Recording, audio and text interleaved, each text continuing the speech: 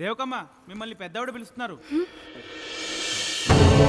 గతంలో మా కూతురు కొడుకైన సుకుమార్ విషయంలో మేం చేసిన పొరపాటు కొడుకు విషయంలో జరగకూడదని అనుకున్నారనుకుంటా.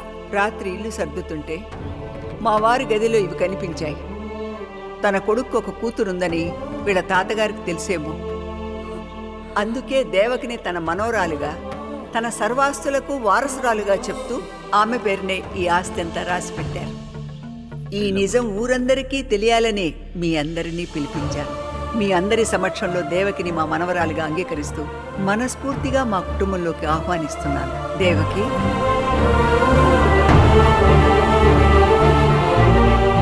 తీసుకోమ్మా. తెలియక చేసిన తప్పుని మళ్ళీ గుర్తు చేస్తున్నావా?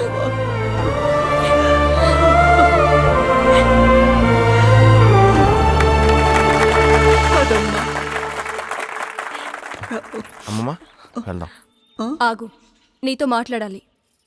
నా తండ్రి దేవలరాజు రాఘవరావు అని నిరూపించుకోమన్నా గుర్తుందా? ఇదిగో సాక్ష్యం. వీటి కోసం ఎన్ని నాటకాలు ఆడావో అందరికీ తెలుసు, కానీ ఎవరికి చేరాల్సినవి వాళ్ళకే చేరాయి. ఇక బిజినెస్ క్లియర్ మై ప్రాపర్టీ, వెళ్ళిపో. ఏంటమ్మా ఇదంతా?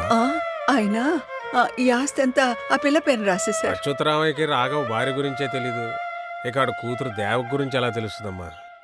ఏం జరిగిందో చెప్పమ్మా. నమస్కారం అమ్మా. మీ ఆస్తులకు వారసురాలు మీ మనవరాలు దేవకి అని మీ భర్త అచ్యుతరామయ్య గారు రాయించిన వీలునామా. ఏంటి, దేవకి మా మనవరాలని ఆయనకు తెలుసా? అసలు నిజంగానే తను మా మనవరాలా? నిజంగా నీ మనవరాలేమమ్మా. నిన్నెక్కడైనా వదిలేసైనా నీ ఆస్థితికి వెళ్దాను వచ్చినోని నేను. తనకిక్కడ విలువ లేకపోయినా నీతోనే బతుకుతాను వచ్చిన పిచ్చిది దేవకి. నువ్వు నన్ను తాకితే అసహించుకునేవాడిని నేను. నిన్ను ముట్టుకుంటే చాలని సంబరపడే నీ ఫ్యాన్ దేవకి. తన తండ్రెవరో నిరూపించుకోమని తప్పు చేశానమ్మా. అది సరిదిద్దుకోవాలని తాతయ్య రాయించినట్టు నేనే వాటిని తయారు చేయించాను. తాతయ్య సంతకం ఫోర్జరీ ఇలా కూడా పనికొస్తుందని నేను ఎప్పుడు అనుకోలేదు. ఆ నిజమేదో నేనే చెప్పేదాన్నిగా. దేవకి నీ మనవరాలంటే నువ్వు పిచ్చిదానివి, నీవి పిచ్చి మాటలని నవ్వుతారు. అదే తాతయ్య రాశాడంటే ఊరు నమ్ముతుంది. ఆ గుర్తింపే కదా దేవకి కోరుకుంది. ఆస్తి అంతా తనకిచ్చేస్తే మరి నీకో కిట్టమ్మా. నువ్వు ఉన్నావు కదా అమ్మమ్మ, నేను తీసుకెళ్తానుగా. మా నాయనే, మా నాయనే. సార్, మీరు చేసిన హెల్ప్కి వద్దయ్యా సుకుమార్. ఏమిటి మొదటిసారిగా నీ పేరుతోనే పిలిచానని ఆశ్చర్యపోతున్నావా? ఇంతకాలం నువ్వులా కనిపించలేదయ్యా. కానీ ఈరోజు మావయ్య ఇవి తన బ్యాగ్లో పెట్టేయండి. అయ్యో, ఏమైందిరా? ఎందుకు కొడుతున్నావో వాడినే అడుగు. వాడికి నా కూతురు నిబద్ధన చెప్పిన మనుషులంతా నా ఇంటికి రాకుండా చేశాడు. ఇలాంటి వాడికా నా కూతురు నుంచి పెళ్లి చేయమని అడిగావు? వాడు అలాంటి వాడు కాదయ్యా. ఏం జరిగిందో చెప్పండ్రా. ఏమైంది? ఏం చేశాడయ్యా? ఏం చేశాడా చెప్పరా? వర్ధనమ్మ, మీకు ప్రాణాలు పొయ్యడం మాత్రమే తెలుసు, మీ మనవడికి ప్రాణాలు తీయడం కూడా తెలుసు. నువ్వు పెట్టిన చిచ్చుకి కురుడు పోసుకోవాల్సిన ఆమె భర్త అనుమానం తట్టుకోలేక బిడ్డను తీయించేసుకుందిరా. చెప్పరేంద్రా? గుడ్లు బాధలు బాతుంటే చెప్పండి. ఏం జరిగిందిరా? నిజం ఏంటో చెప్పరా? అది కాదు మావయ్య. ఇంకేం చెప్తాడు? వర్ధనమ్మ, నీతో బంధుత్వాన్ని కూడా వదులుకుంటాను కానీ నా కుటుంబాన్ని చీల్చిన వీడిని నా అల్లుడుగా భరించలేదు. తప్పు చేసావో? చేసాడమ్మా. Divide and rule. వీళ్ళండి ఈ ఊరి పెద్ద మనుషులు.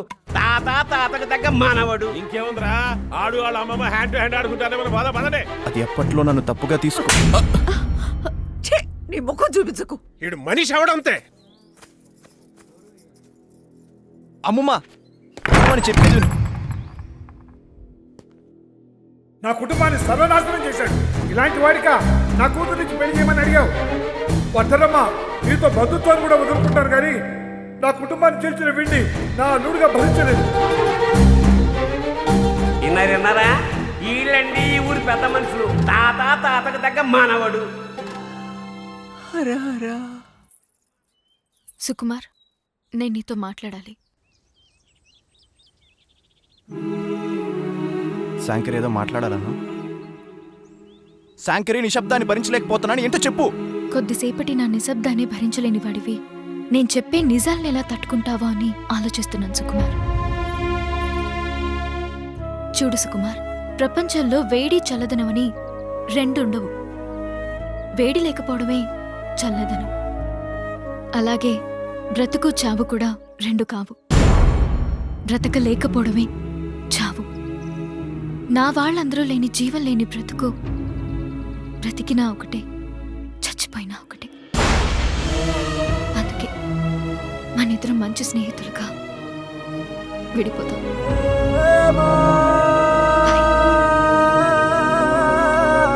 ఇక వెళ్తాను.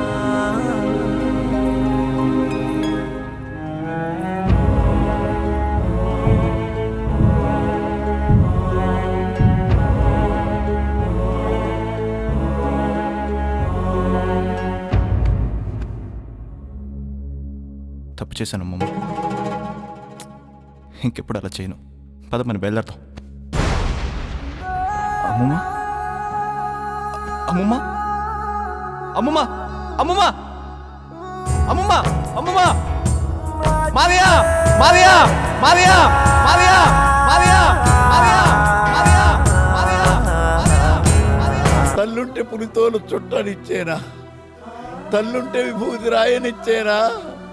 తల్లుంటే శ్మశానాల తిరగనిచ్చేనా? తల్లి లేదంటారు శివుడికి, తల్లి లేదంటారు. తల్లి లేని శివుడే అంతటి